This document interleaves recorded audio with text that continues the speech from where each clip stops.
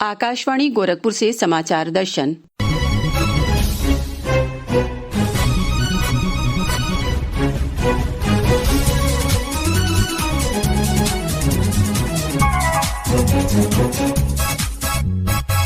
इस अंक में आस्था और संस्कृति का संगम महाकुंभ 2025।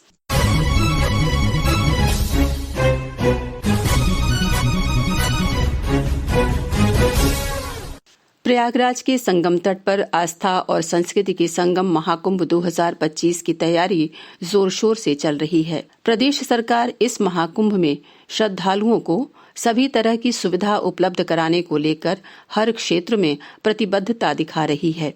महाकुंभ में सरकार का स्वास्थ्य सुविधाओं पर विशेष जोर है। इसके लिए व्यापक व्यवस्था की जा रही है। महाकुंभ में मिलने वाली स्वास्थ्य सुविधा की जानकारी के लिए हमारे आकाशवाणी संवाददाता सुशील चंद्र तिवारी ने स्वास्थ्य महानिदेशक डॉक्टर रतनपाल सिंह से विशेष बातचीत की। प्रस्तुत है बातचीत के प्रमुख अंश।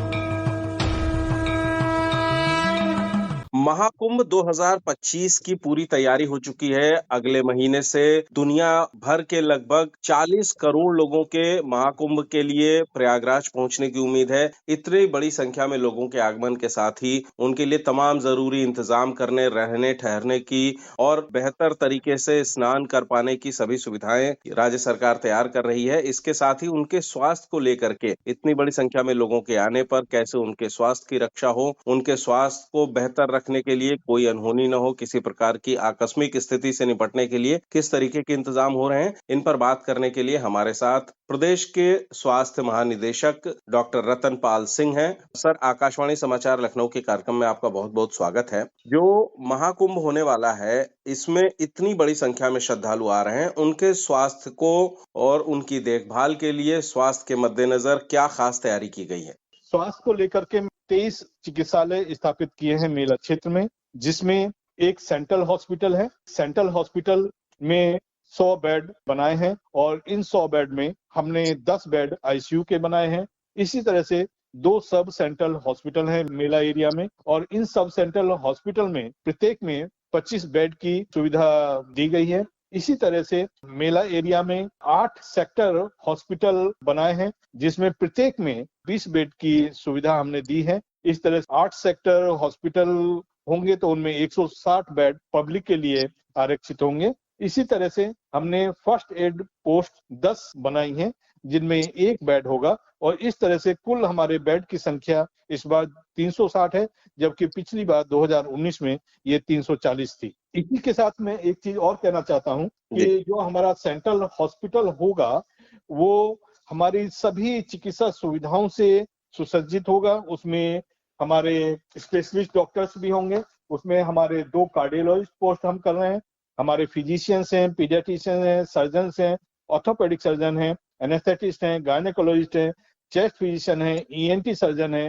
आई सर्जन है, डर्मेटोलॉजिस्ट हैं, पैथोलॉजिस्ट हैं, रेडियोलॉजिस्ट हैं, डेंटल सर्जन हैं। तो इस तरह से यदि देखा जाए सेंट्रल हॉस्पिटल में हम हर तरह की स्पेशलिस्ट चिकित्सा सुविधाएं देने जा रहे हैं इस बार। और जो हमारे सब सेंट्रल हॉस्पिटल होंगे उसमें हम जनरल ओपीडी भी रखेंगे और गायनेकोलॉजिस्ट भी रखेंगे उसमें, और जो हमारे सेक्टर हॉस्पिटल होंगे उसमें हमारी जनरल ओपीडी होगी।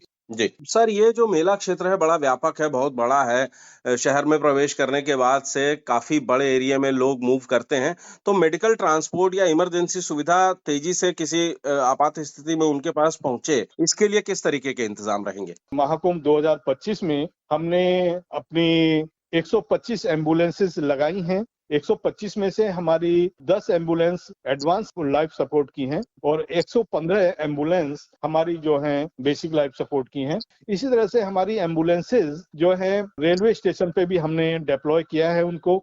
5 एम्बुलेंस बेसिक लाइफ सपोर्ट हमारी रेलवे स्टेशन पर भी होंगी और बस स्टेशन पे भी हमारी 5 जो है बेसिक लाइफ सपोर्ट एम्बुलेंस होंगी। इसी तरह से पॉन्टून ब्रिज हमने बनाए हैं 30, तो पॉन्टून ब्रिज के दोनों तरफ एक एक एम्बुलेंस हम इस बार रखेंगे और इसी तरह से एक हमने एयर एम्बुलेंस रखा है कि यदि कोई बहुत ही गंभीर स्थिति में किसी मरीज को हमें कहीं ले जाना होता है तो उसके लिए हमने एयर एम्बुलेंस की भी सुविधा रखी है।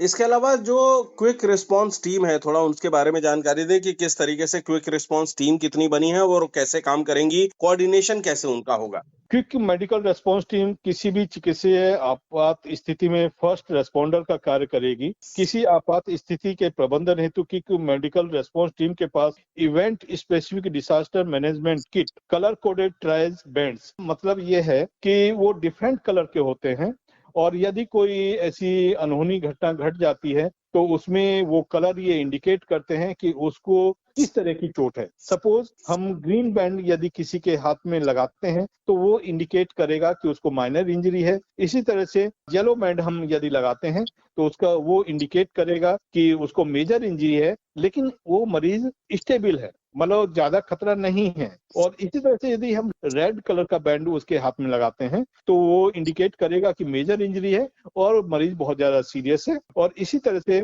कि यदि हम पर्पल कलर का बैंड उसके हाथ में लगाते हैं तो वो इंडिकेट करता है कि कोई इन्फेक्शियस डिसीज है तो हमको उस तरह से कंट्रोल करना होगा। इसी तरह से यदि हम उसके हाथ में ब्लैक बैंड लगाते हैं तो वो डिसीज पर्सन होता है तो उसके लिए हमें ये देखना होता है कि हम उसको व्हील चेयर ये सब प्रोवाइड कराएंगे। इसकी संरचना में क्विक मेडिकल रेस्पॉन्स टीम में सर्किल लेवल भी होंगे, सेक्टर हॉस्पिटल भी होंगे, सब सेंटर और सेंट्रल हॉस्पिटल के स्तर पर ये गठित की जाएगी। प्रत्येक टीम में एक मेडिकल ऑफिसर होगा, एक फार्मासिस्ट होगा, एक नर्स होगी, 2 वार्ड बॉय होंगे, अच्छा चतुर्थ श्रेणी के कर्मचारी होंगे और ये 24/7 हर समय मेला क्षेत्र में उपलब्ध रहेंगे। इमरजेंसी सर्विसेज के लिए और भीष्म क्यूब की जो तैनाती हो रही है उसके बारे में थोड़ा सा बताएं। अयोध्या में हमने देखा कि अयोध्या में भी जब रामलीला का प्राण प्रतिष्ठा कार्यक्रम हो रहा था तो बड़ी संख्या में श्रद्धालुओं को देखते हुए इस तरीके के इंतजाम किए गए थे, तो थोड़ा सा उसके बारे में बताएं। और निजी क्षेत्र या सेना की तरफ से भी अगर कोई मदद ली जा रही है, कोई उनकी तरफ से कोई मूविंग हॉस्पिटल या इस तरीके की चीजें अगर हो रही हैं तो थोड़ा उसके बारे में जानकारी दें।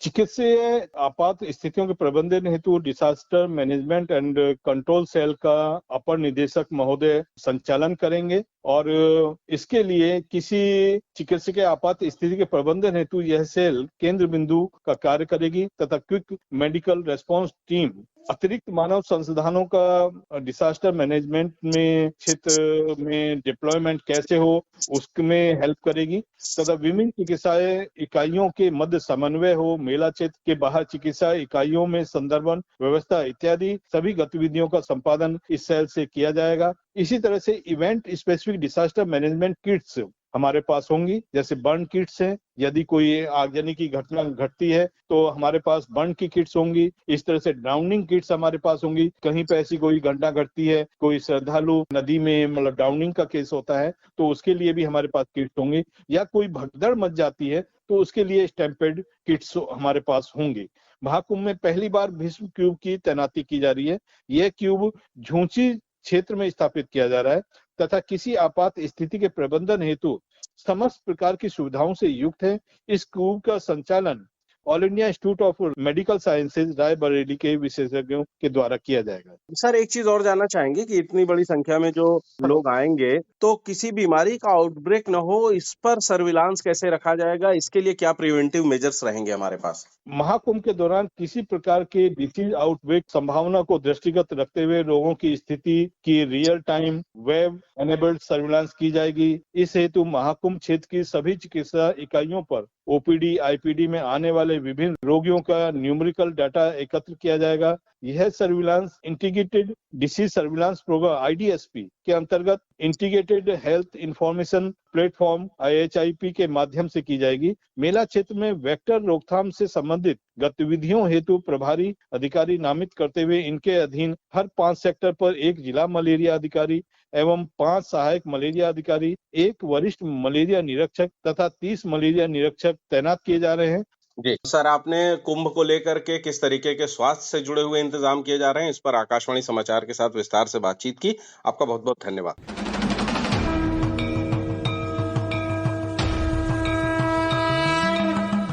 समाचार दर्शन के इस अंक में आप सुन रहे थे महाकुंभ में प्रदेश सरकार द्वारा स्वास्थ्य सुविधाओं को लेकर की जा रही व्यापक व्यवस्था पर प्रदेश के स्वास्थ्य महानिदेशक डॉक्टर रतनपाल सिंह से विशेष बातचीत कर रहे थे आकाशवाणी संवाददाता सुशील चंद्र तिवारी।